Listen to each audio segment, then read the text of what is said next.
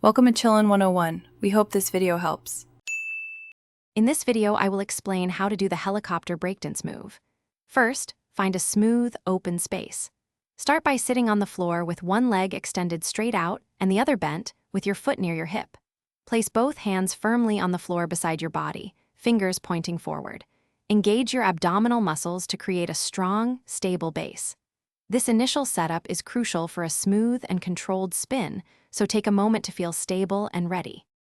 To begin the rotation, push off the floor with your hands while simultaneously swinging your extended leg underneath your body. For example, if you're spinning counterclockwise, swing your right leg under.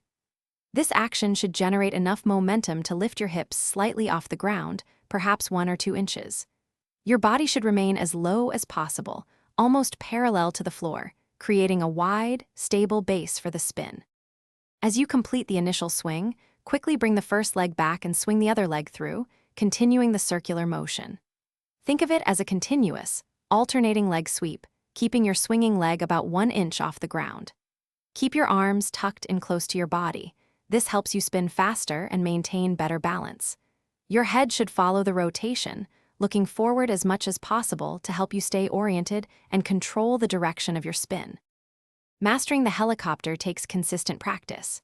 Begin by practicing on a smooth, non-abrasive surface, like a dance floor or linoleum, to reduce friction. Focus on slow, controlled movements initially to build muscle memory and coordination. Strengthening your core and arm muscles through exercises like planks and push-ups will significantly improve your stability and power, allowing for a more fluid and impressive helicopter move. Aim for at least 15 minutes of practice daily. Thanks for watching. Consider subscribing if we helped you.